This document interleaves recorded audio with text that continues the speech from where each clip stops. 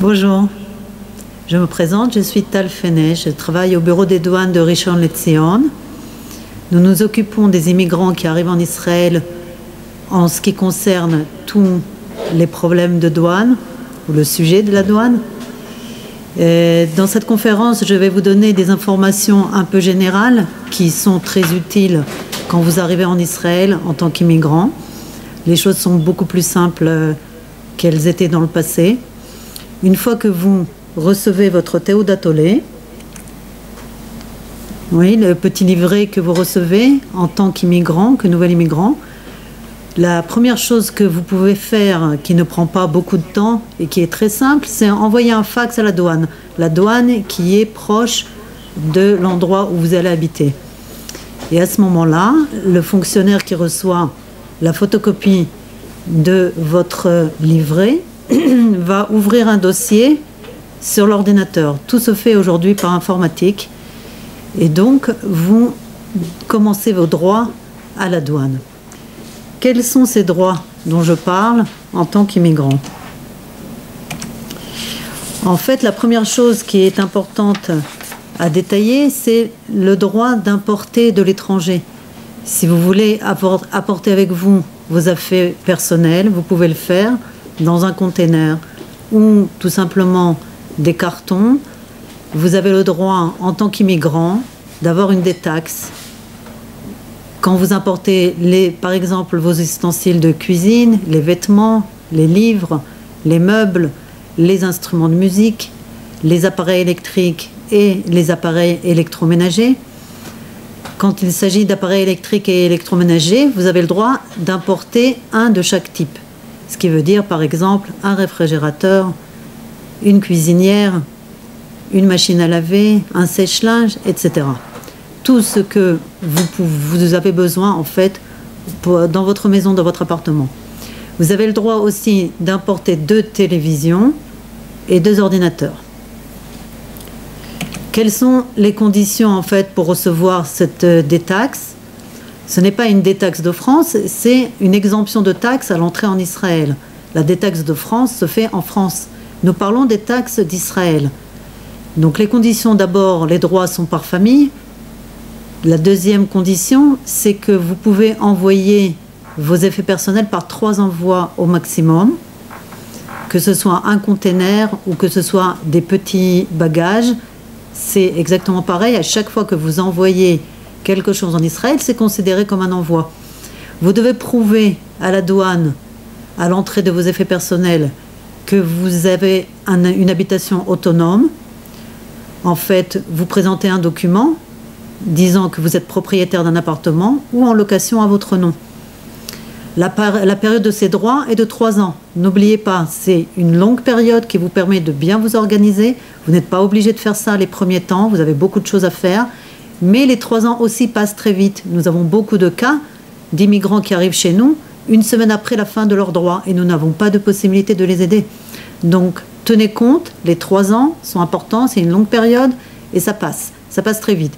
L'utilisation de ces biens, donc de tous les effets personnels que vous avez reçus avec cette détaxe, cette exonération de taxes, vous devez les utiliser pendant 6 ans. Si vous quittez le pays avant ces 6 ans, vous devez payer les taxes. En Israël, les 2 seules choses aujourd'hui que vous pouvez acheter, c'est le réfrigérateur et l'air conditionné. Parce que la condition pour laquelle vous êtes apte d'acheter en Israël sans payer de taxes, il faut que ce soit fabriqué en Israël. Et c'est les 2 seules choses que nous avons aujourd'hui fabriquées en Israël. Donc tenez compte, si vous voulez importer d'autres choses de France, vous ne pourrez pas les acheter en Israël, ni la machine à laver, ni le sèche-linge, parce qu'il n'y a pas de marque israélienne. La période aussi de l'achat en Israël est de 3 ans. La manière de le faire est différente, ce n'est pas seulement envoyer un fax. Dans ces cas-là, vous devez vous présenter sur place à l'un des bureaux de la douane.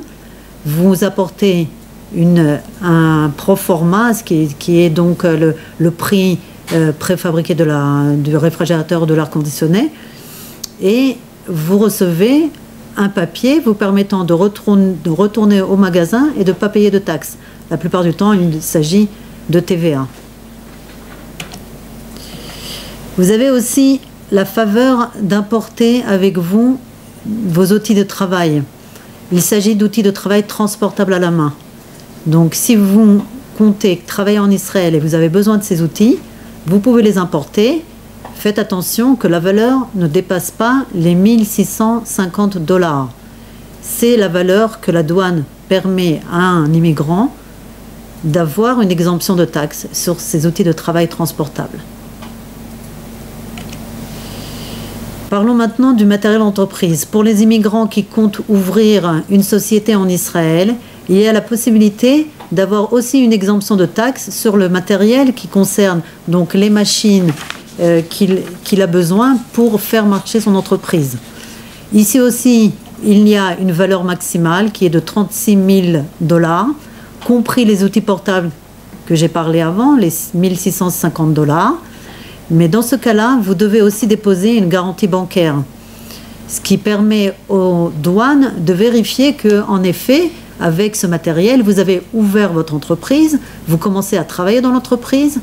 Tout d'abord, vous devez être propriétaire 50% de l'entreprise. Vous pouvez travailler avec une copropriété, mais vous devez être vous-même à 50% propriétaire dans l'entreprise. Vous devez travailler dans l'entreprise et le matériel que vous recevez sans payer de taxes doit évidemment être utilisé dans l'entreprise.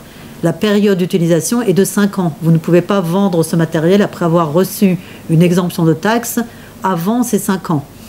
Et aussi, la condition aussi que ce ne soit pas ni des véhicules à moteur, ni des matières premières. L'importation de colis postaux, vous avez aussi une possibilité de recevoir des paquets par la poste, non pas seulement un container par la mer et non pas par voie aérienne. Vous recevez un colis postal de l'étranger à votre nom.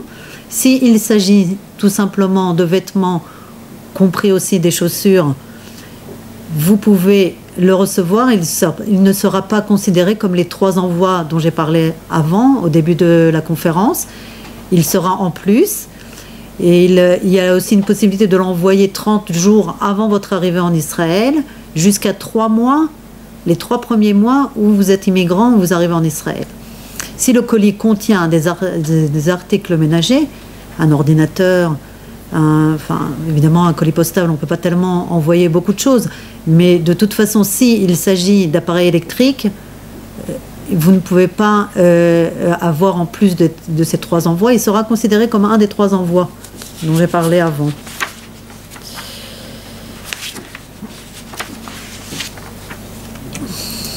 Voilà, nous arrivons au droit d'un véhicule à moteur. J'ai été souvent questionnée à ce niveau-là, puisque c'est très important pour les immigrants qui viennent de France. Vous avez possibilité d'importer votre véhicule à moteur de France ou de l'acheter en Israël une fois que vous êtes immigrant. Si vous achetez votre véhicule en Israël, la procédure est beaucoup plus simple. Il suffit de se présenter dans un des concessionnaires de voitures, de choisir le type de voiture qu'on veut acheter, de présenter son livret d'immigrant, de nouvel immigrant, la Teudat Olé, et le concessionnaire vous dit le prix que vous devez payer en tant qu'immigrant. Quel est en fait votre quel est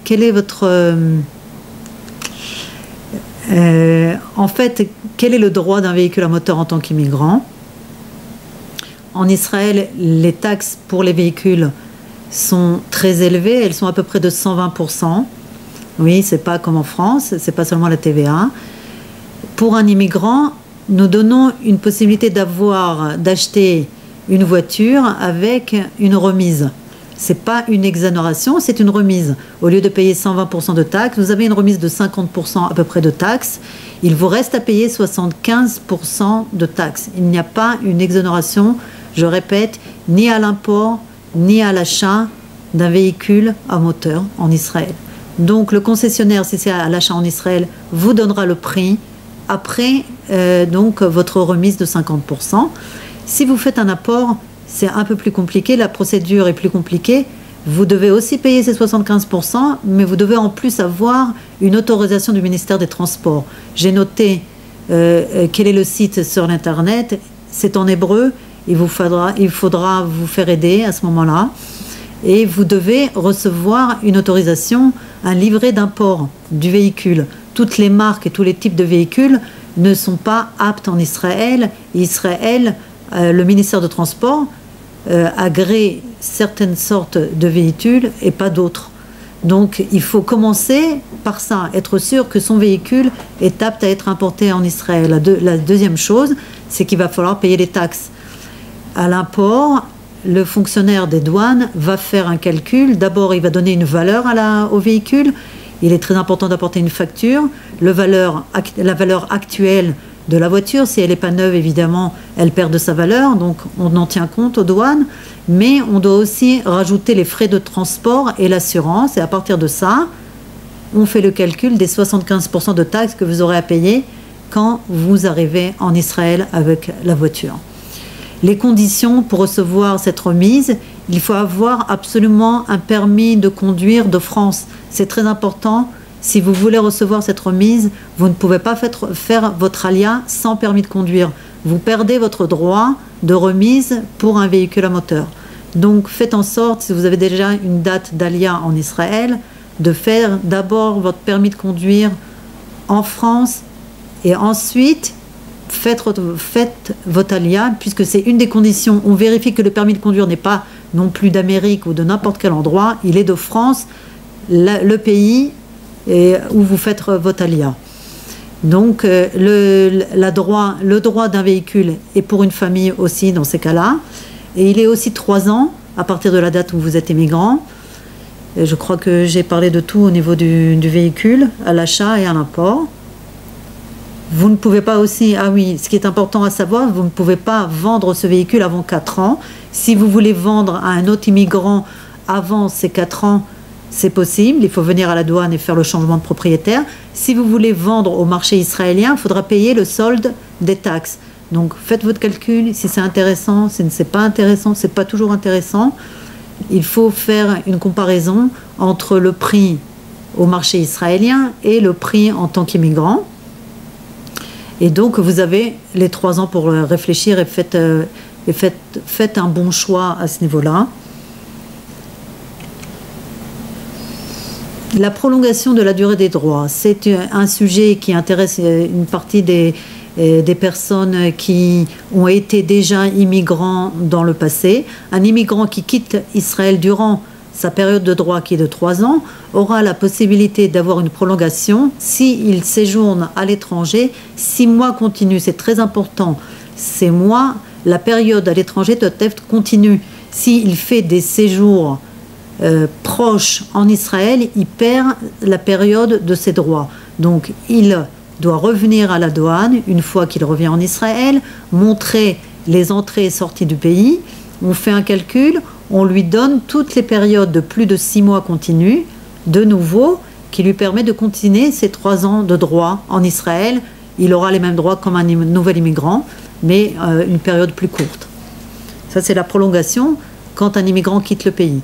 La deuxième possibilité d'avoir une prolongation de la période des droits, c'est dû au service militaire. Si l'immigrant commence son service militaire pendant la période des 3 ans de ses droits sont dits gelés et il pourra recevoir en retour la période militaire si c'est un service militaire de 3 ans ou de moins de 3 ans, il recevra ses droits en fin de service militaire. Il ne s'agit pas de carrière de service militaire, il s'agit de service militaire pur. La troisième possibilité de prolongation des droits est due aux études universitaires. Si un immigrant commence à étudier 18 mois à partir de son entrée en Israël, pendant une période de maximum 5 ans, un peu plus long pour la médecine et le droit, sera en droit de récupérer, en fait, de recevoir une année supplémentaire en fin de ses études.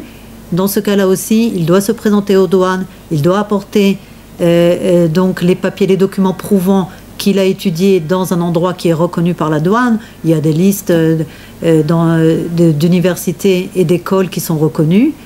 Et donc, il reçoit de nouveau cette année, en plus, à la fin de ses études.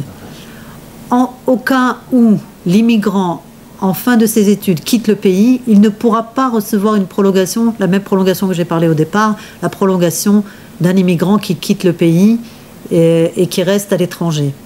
On peut avoir droit qu'à une sorte de prolongation et pas à deux, dans ces cas-là. Pour plus de renseignements, vous avez donc les coordonnées, le site internet, tous les bureaux des douanes en fonction de la région où vous allez habiter, ou même aujourd'hui, si vous avez encore des questions avant votre alia, vous êtes invité à mon mail à moi, Etal F. C'est un mail que vous pouvez écrire en français. Je vous répondrai aussi en français, si Dieu veut, dans toutes vos questions un peu particulières que je n'ai pas parlé dans ma conférence. Je crois que j'ai parlé d'une manière générale pour ne pas que ce soit trop précis et trop compliqué. Il y a des cas qui sont un peu plus spéciaux. Il vaut mieux les envoyer par mail pour recevoir une réponse un peu plus précise.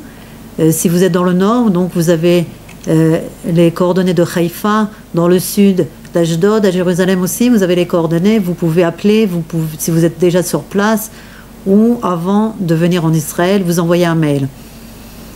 Voilà, je crois que c'est le tout. Merci pour votre attention. En tout cas, j'espère que je vous ai donné une grosse partie et vous répondu à vos questions, les questions que vous posez à ce niveau-là. Merci et on sera heureux de vous voir auprès de nous en Israël. Toujours, je vous répète, aujourd'hui, vous n'avez pas besoin de vous présenter physiquement aux douanes. Vous envoyez un fax ou un mail au bureau de la région la plus proche et vous êtes immédiatement enregistré sur l'ordinateur. Tous les ordinateurs des douanes sont liés et donc vous commencez à utiliser vos droits. Donc on va donner la possibilité à... mais je crois qu'il n'y a que Moshe qui est avec nous. Hein? Il n'y a que Moshe qui est avec nous. רק משה איתנו? ניתן לו אפשרות אם הוא רוצה לשאול שאלה, כי אני כבר סיימתי את ה... יש עוד מישהו? מי שרוצה יכול לשאול שאלות. Est-ce que vous avez des questions, s'il vous plaît, à poser? Oui, merci pour ces informations. Moi, j'ai juste une petite question par rapport à l'import des équipements électroménagers et ordinateurs. Oui. Vous nous avez indiqué qu'on avait droit à 2 ordinateurs par foyer. Oui. D'abord, qu'est-ce qui se passe si on en a plus à la maison? Moi, je suis informaticien et j'ai pas mal d'ordinateurs. Il n'y a pas de problème, vous payez des taxes sur les ordinateurs en plus. Il n'y a aucun problème. Mais ce sont sur les ordinateurs neufs ou les ordinateurs même d'occasion? Pareil, c'est pareil, que ce soit neuf ou d'occasion, étant donné que c'est un import de l'étranger peut être usagé ou neuf de la même manière. Vous êtes détaxé. Sur un ordinateur d'occasion, il y a une estimation de sa valeur qui est faite. Et voilà, la valeur va être évidemment moins forte et il est conseillé, évidemment, si vous avez un ordinateur neuf ou 2 ordinateurs neufs et le 3e qui est usagé, il vaut mieux évidemment payer les taxes pour l'usager et utiliser vos droits pour les 2 neufs. C'est un conseil. C'est un conseil. Le tout, est-ce qu'il est avantageux aussi d'importer un ordinateur qui est déjà usagé? Parce que, bon, en Israël, il y a des ordinateurs partout. Vous pouvez acheter à un prix qui est très avantageux aussi, un ordinateur. Donc, c'est votre choix, bien sûr. Mais enfin, c'est un conseil que je donne. Je donne toujours ce conseil que quand vous apportez vos effets personnels, tenez compte que s'ils sont usagés, vous avez utilisé votre droit pour un appareil qui est usagé, qui va peut-être vous servir dans les 6 mois à venir et pas plus. Donc, faites votre calcul. Vous allez aussi payer quand même l'envoi. Vous allez payer à l'assurance. Il y a tous les frais qui n'ont rien à voir avec les douanes, mais que vous devez aussi payer. Donc, faites votre calcul et réfléchissez avant d'envoyer des appareils qui sont déjà usagés. Ok. Ok. Il y a d'autres questions? Non, c'était bon. Oui. Donc, oui, donc c'est la même chose pour les équipements électroménagers, la machine à laver, la vaisselle, etc. Exactement, c'est la même chose pour l'électroménager. La chose que je peux dire aussi à ce niveau-là, si vous importez de l'électroménager qui est usagé, donc un peu pareil comme l'ordinateur, et si vous achetez de l'électroménager neuf et que vous envoyez, il y a aussi une possibilité comme ça. J'ai entendu qu'il y a beaucoup d'immigrants ce qu'ils font, ils font l'export directement du magasin. Donc, ils récupèrent déjà la TVA française et ils ne payent pas à l'arrivée la taxe, donc, étant donné qu'ils sont immigrants. Il faut faire aussi le calcul parce que vous avez à payer l'envoi de l'électroménager, ce qui comprend aussi l'assurance. Est-ce que c'est avantageux? Vous avez peut-être aussi le problème de garantie, hein, parce que il faut régler ça avec le magasin. Est-ce que vous avez un magasin qui correspond en Israël, qui peut vous donner le service après-vente? C'est pas sûr. Donc tout ça, il faut en tenir compte. D'accord. Ok. Ok. Mais enfin, si vous avez un container et que vous voulez faire rentrer tous vos effets personnels à l'intérieur et que vous avez quelque chose qui vous est important, que vous ne trouvez pas en Israël, évidemment, vous pouvez faire votre choix et l'importer. Vous êtes exempté de taxes à l'entrée en Israël en tant qu'immigrant. Ok. Ok. D'autres questions? Pour moi, non, c'est bon. Je vous remercie. Tout est clair. Ok. Alors, bonne chance. Merci. C'est un petit. Donc, je vous dis au revoir. Merci pour votre attention. Et puis, bienvenue en Israël. Nous sommes là pour vous recevoir avec un grand sourire et les bras ouverts. Et Chag Sameach. Merci, Chag Sameach. Merci à vous.